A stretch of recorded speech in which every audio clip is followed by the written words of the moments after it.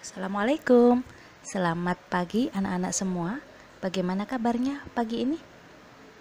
Alhamdulillah, semoga kalian dalam keadaan sehat walafiat dan senantiasa diberikan kebahagiaan.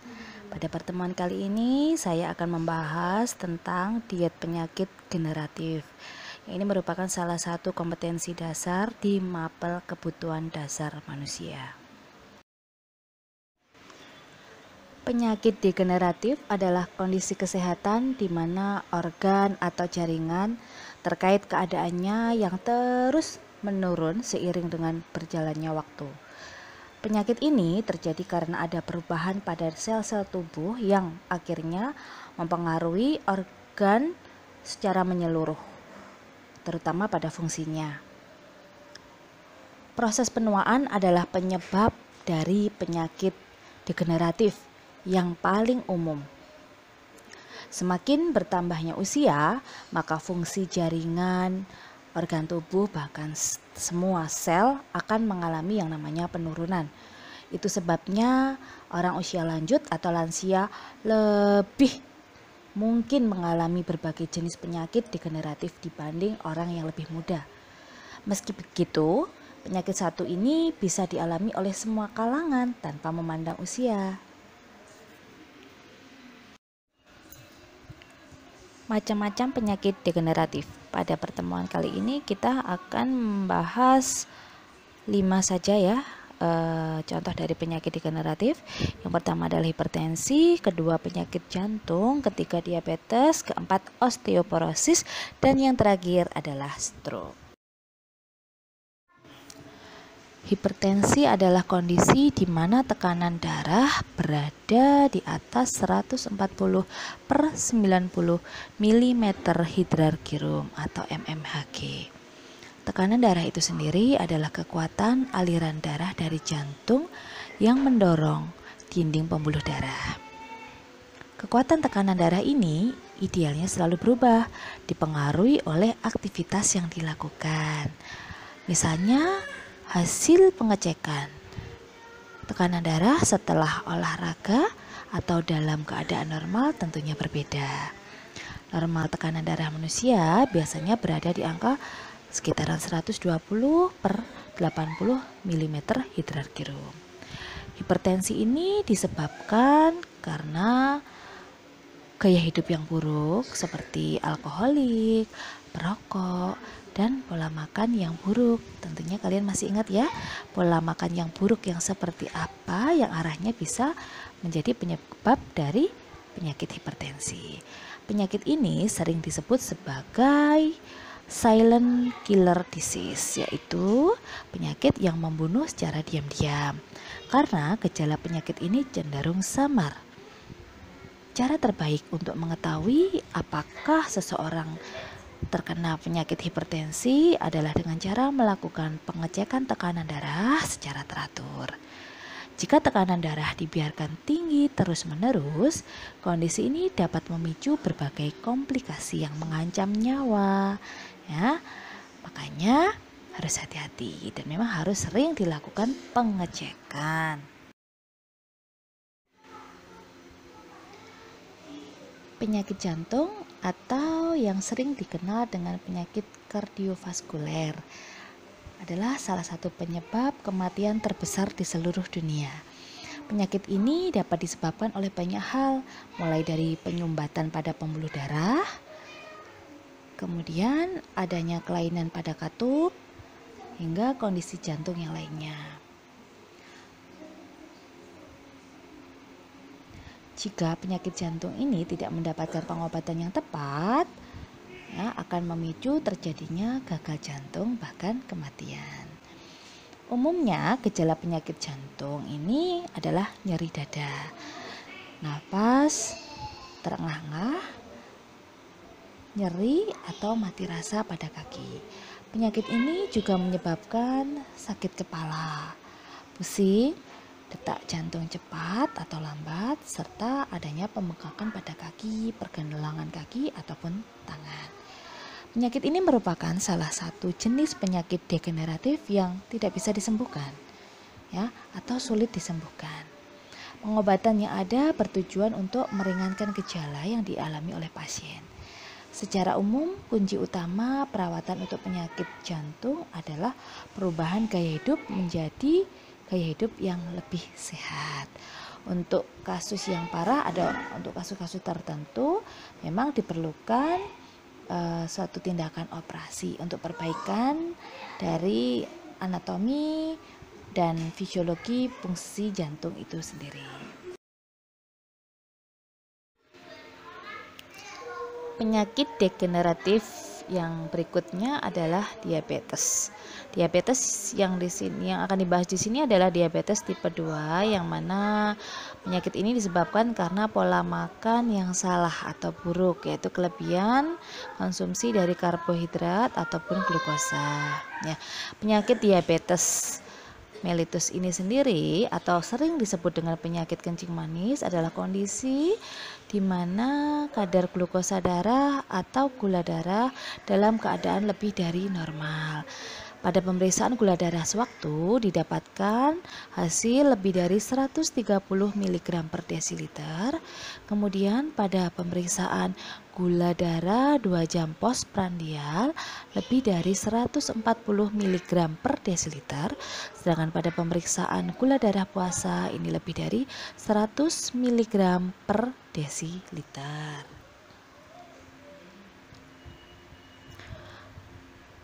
Seperti yang sudah saya jelaskan di atas, penyakit diabetes tipe 2 ini disebabkan oleh gaya hidup yang buruk, yang mana banyak mengkonsumsi makanan manis, berkarbohidrat tinggi, dan tinggi lemak jenuh.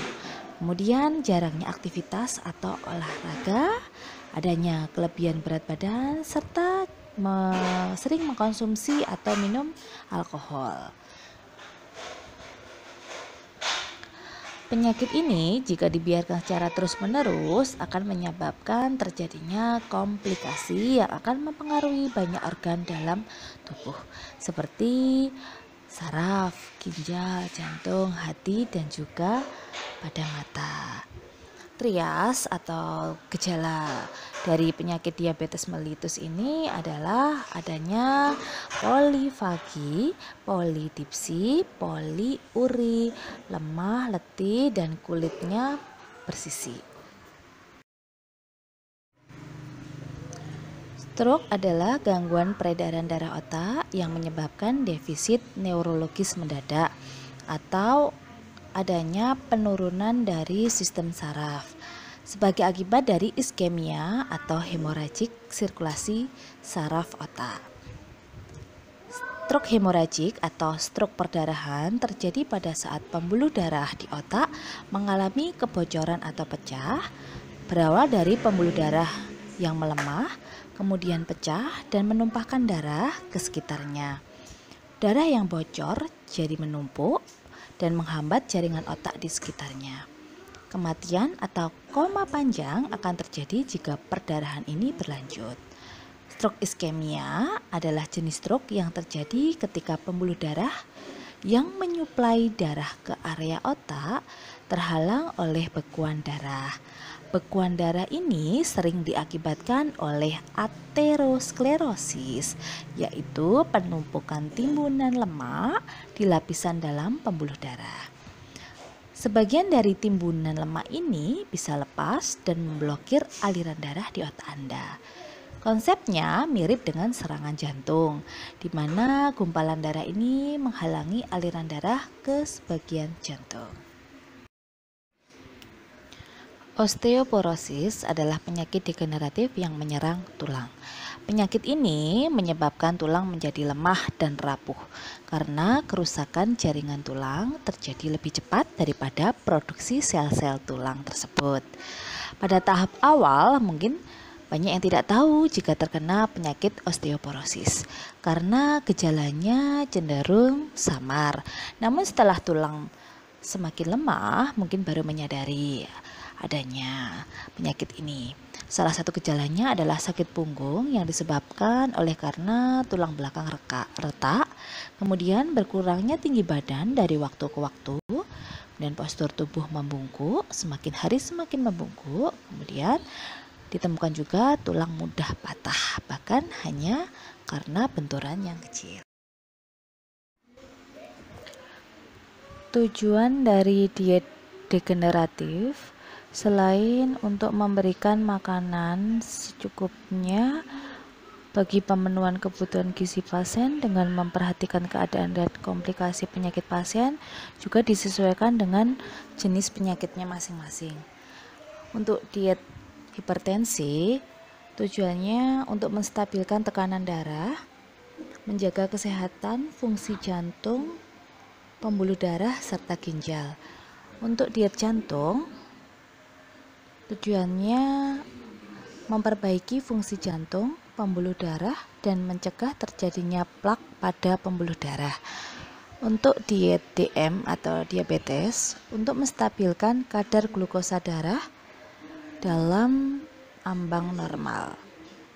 Kemudian mencegah terjadinya kerusakan organ-organ yang terkait, seperti misalnya pembuluh darah, ginjal, mata, dan lainnya. Untuk diet stroke, tujuannya memperbaiki fungsi dari pembuluh darah otak serta fungsi saraf.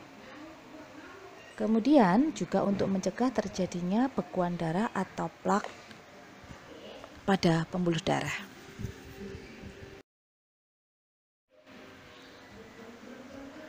Syarat diet penyakit hipertensi salah satunya adalah membatasi konsumsi natrium, maksimal konsumsinya 1.500 mg per hari atau setara dengan 2-3 sendok teh. Kemudian batasi konsumsi daging maksimal 6 ons per hari, dan dalam penyajiannya harus diimbangi dengan sayuran. Jadi sayuran di sini tidak hanya dituntut sebagai makanan pendamping, tetapi justru sebagai makanan utama. Kemudian, batasi konsumsi makanan yang berkolesterol tinggi dan mengandung lemak jenuh. Berikutnya, penambahan porsi buah-buahan, utamanya yang mengandung kalium tinggi untuk membantu penurunan tekanan darah.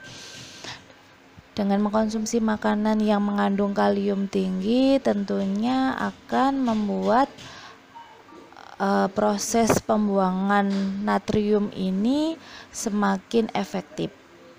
Natrium akan dikeluarkan melalui urin. Kalau sudah natrium dikeluarkan melalui urin, otomatis nanti tekanan darah akan menurun.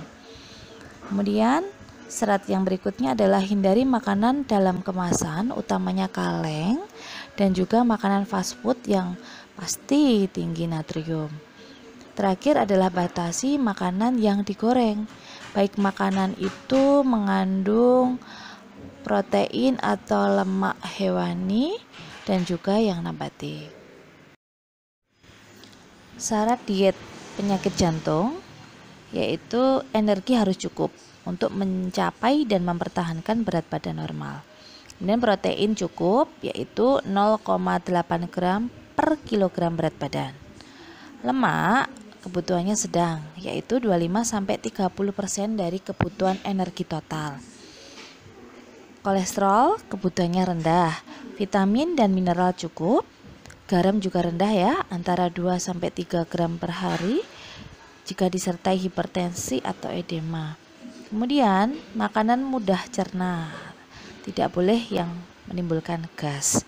Kemudian serat pun harus cukup untuk menghindari adanya konstipasi. Kebutuhan cairan kurang lebih 2 liter per hari atau sesuai dengan kebutuhan. Bentuk makanan disesuaikan dengan keadaan penyakit dan diberikan dalam porsi kecil. Diet jantung ini ada 4 macam. Yang pertama adalah diet jantung 1, diberikan pada pasien penyakit jantung akut. Jadi diet ini diberikan berupa 1-1,5 cairan per hari selama 1 atau 2 hari. Pertama, bila pasien dapat menerimanya. Kemudian diet jantung yang kedua diberikan dalam bentuk makanan saring atau makanan lunak. Diet ini diberikan sebagai perpindahan dari diet jantung 1 atau setelah fase akut dapat diatasi. Jika disertai hipertensi dan atau edema atau bengkak, diberikan sebagai diet jantung 2, yaitu rendah garam. Diet ini rendah energi, protein, kalsium, dan tiamin.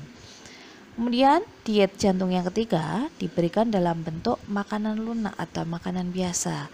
Dia diberikan sebagai perpindahan dari diet jantung 2 atau kepada pasien jantung dengan kondisi yang tidak terlalu berat. Jika disertai hipertensi dan atau edema, diberikan sebagai diet jantung 2 rendah garam. Diet ini merupakan diet rendah energi dan kalsium tetapi cukup zat gizi lain. Untuk diet jantung keempat diberikan dalam bentuk makanan biasa. Diet diberikan sebagai perpindahan dari diet jantung 3 atau kepada pasien jantung dengan keadaan ringan. Jika disertai hipertensi dan atau edema, diberikan sebagai diet jantung 4 rendah garam. Diet ini merupakan diet cukup energi dan zat gizi lain kecuali kalsium. Diet DM atau diet untuk penderita diabetes mellitus, syaratnya adalah energi cukup untuk mencapai dan mempertahankan berat badan normal. Kemudian kebutuhan protein normal yaitu sekitar 10-15% dari kebutuhan energi total. Kemudian kebutuhan lemak sedang yaitu 20-25% dari kebutuhan energi total. Kemudian kebutuhan karbohidrat adalah sisa dari kebutuhan energi total yaitu rentangnya 60-70%. Penggunaan gula murni dalam makanan atau minuman tidak diperbolehkan kecuali jumlahnya sedikit sebagai bumbu, dan itu amat sangat sedikit dan amat sangat dibatasi. Penggunaan gula alternatif diperbolehkan tetapi dalam jumlah terbatas. Gula alternatif adalah gula pemanis selain sakrosa atau sukrosa. Kemudian asupan serat dianjurkan 25 gram per hari dengan mengutamakan serat larut air yang terdapat di dalam sayur dan buah. Pasien DM dengan tekanan darah normal diperbolehkan mengkonsumsi natrium dalam bentuk garam dapur seperti orang sehat, yaitu sekitar 2000 mg per hari. Akan tetapi tetap harus memperhatikan kondisi klinis lainnya.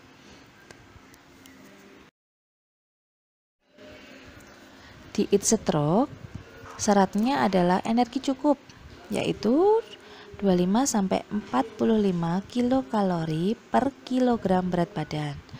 Pada fase akut, energi diberikan 1100-1500 kilokalori per hari.